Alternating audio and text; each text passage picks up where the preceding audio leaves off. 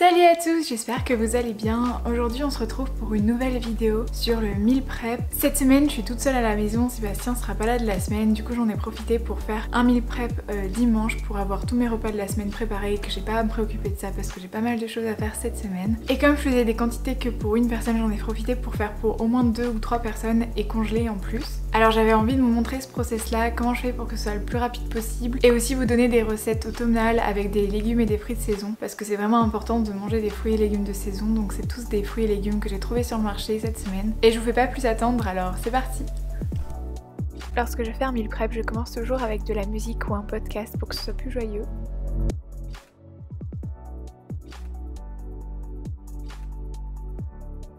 Et je me fais un bon thé pour bien commencer la journée.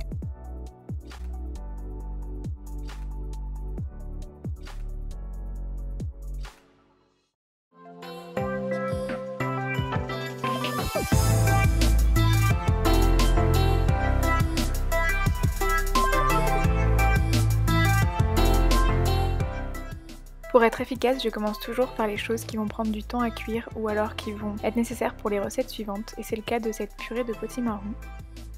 Je coupe donc le potimarron en deux et je garde les graines que je pourrais utiliser pour faire des graines grillées au four. Et je mets ensuite le potimarron au four pour environ 45 minutes à 1 heure. Ensuite je mets à cuire les légumes secs de la semaine, c'est-à-dire ici des haricots rouges et des pois chiches. Dans l'eau de cuisson, je mets toujours un peu de bicarbonate de soude alimentaire pour accélérer la cuisson.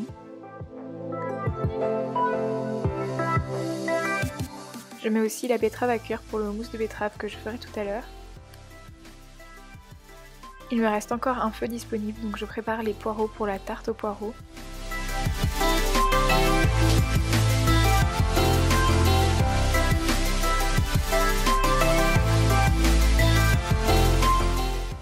Je les découpe en gros tronçons et les fais cuire dans l'eau chaude.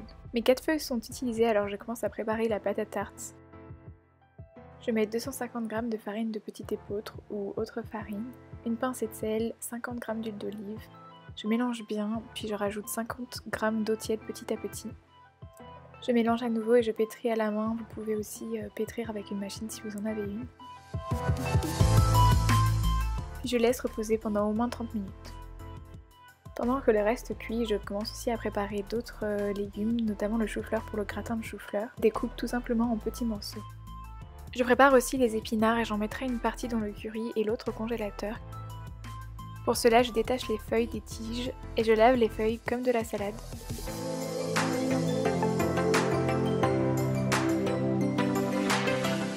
Une fois que les poireaux sont cuits à l'eau, je les mets dans une grande casserole, ici un wok, pour enlever l'excès d'eau. Je sors le potimarron du four et je le mets dans une assiette pour le faire refroidir.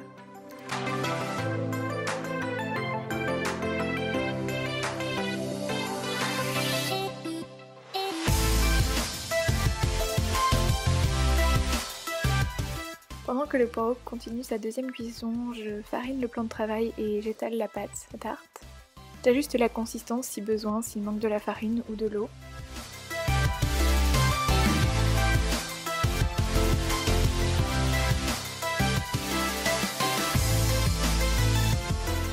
Puis je transfère la pâte à tarte dans le plat. Un peu d'aide de la part de Sébastien a bien été utile.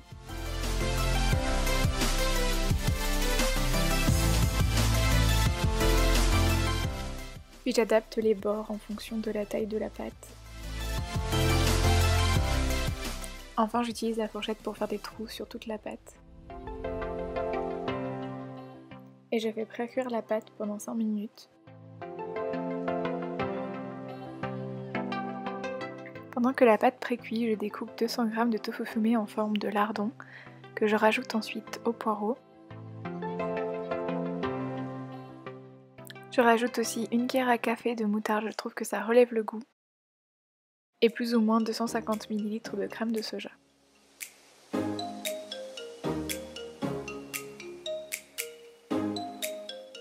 Je mélange bien le tout et je rajoute aussi une pincée de sel et une gousse d'ail.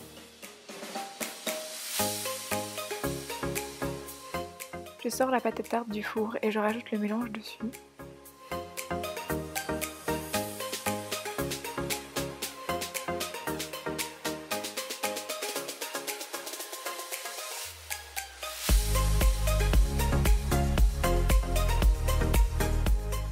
Et je place cette délicieuse tarte 15 minutes au four. Je passe ensuite à la préparation des déjeuners de la semaine, le curry de pois chiches et le silice carne, un oignon rouge pour le chili et un oignon jaune pour le curry. J'utilise des patates douces dans le curry et des carottes dans le chili. Pour les carottes et pour les patates douces, je les épluche et les découpe. Je fais des petits morceaux pour une cuisson plus rapide.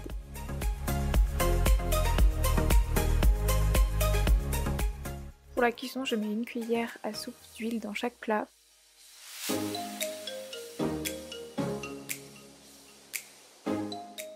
Et je rajoute des épices. Dans les deux plats, je rajoute du gingembre moulu. Je mets du curry pour le curry, ce qui est assez évident. Du cumin dans les deux plats. Et du paprika et un peu de piment d'Espelette dans le chili. Pendant que les légumes du chili et du curry cuisent, je commence à préparer ma béchamel vegan. J'utilise 3 cuillères à soupe d'huile d'olive et 4 cuillères à soupe de farine.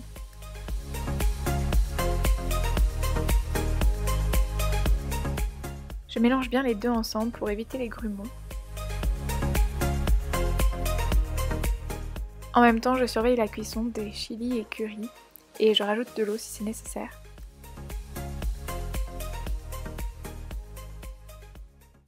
Puis je rajoute 500 ml de lait végétal petit à petit dans la béchamel, en fouettant constamment.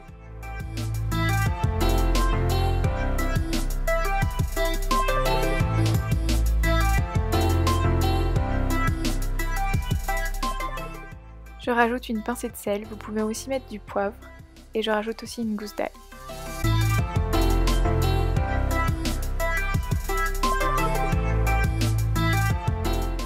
Je continue de fouetter jusqu'à ce que le mélange s'épaississe bien. Puis je verse la béchamel dans le plat de chou-fleur.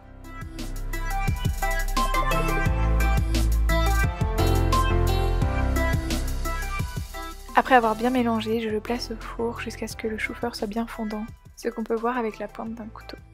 Retour au curry et au chili, je rajoute les légumes secs cuits.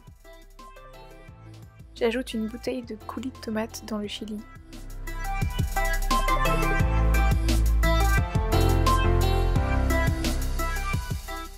Et une conserve de lait de coco dans le curry. J'ai aussi ajouté des épinards dans le curry.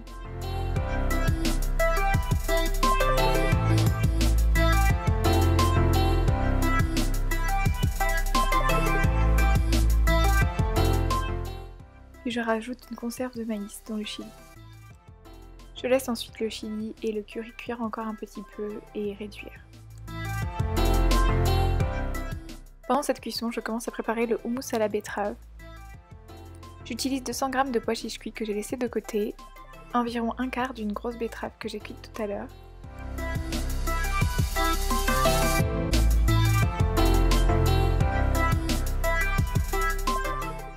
Je rajoute une cuillère à soupe de tahin ou tahini, purée de sésame.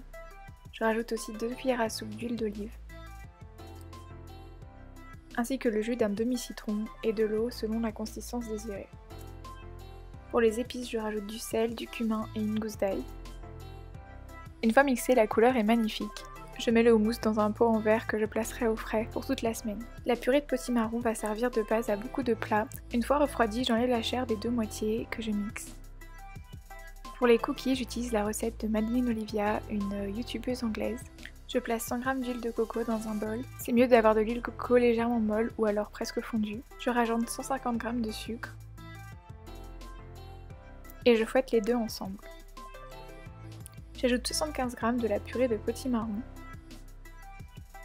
Et 60 ml de lait végétal et je refouette à nouveau.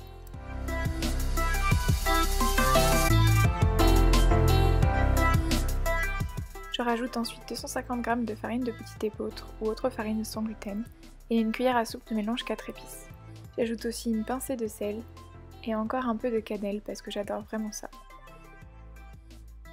J'ajoute ensuite un demi-paquet de levure. Je mélange le tout jusqu'à obtenir une pâte à cookies. J'ai dû notamment rajouter un peu de farine. Je laisse reposer au frigo pendant 1 heure. Une fois que la pâte a reposé pendant 1 heure, je la découpe en 12 parts égales. J'en fais des boules que j'aplatis dans ma main en forme de cookies.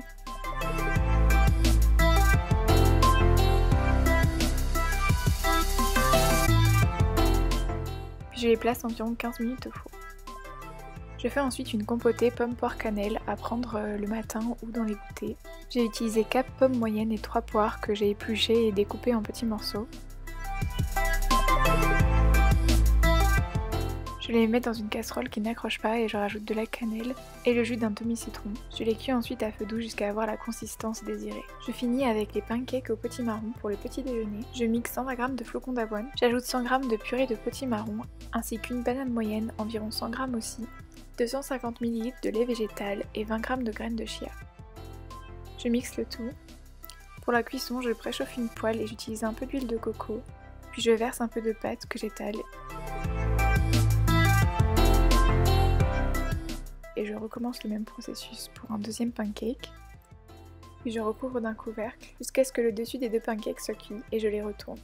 Je répète le processus pour toute la pâte. Enfin, je me prépare un pumpkin spice latte bien mérité pour manger avec les cookies. Pour 2 grandes tasses, je mets 6 cuillères à café de purée de potimarron, 1 cuillère à soupe de sucre et 1 cuillère à café de mélange 4 épices. Je mélange et c'est prêt à déguster. Et voilà le résultat.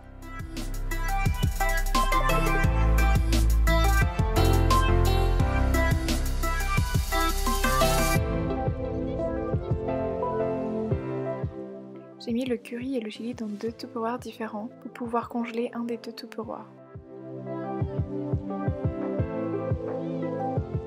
J'espère que cette vidéo vous a plu. Si c'est le cas, n'hésitez pas à mettre un j'aime, à vous abonner comme d'habitude, à cliquer sur la cloche, à laisser un commentaire pour partager vos recettes. Je vous retrouve tous les mercredis et tous les samedis avec une nouvelle vidéo. Alors je vous dis à bientôt dans une nouvelle vidéo.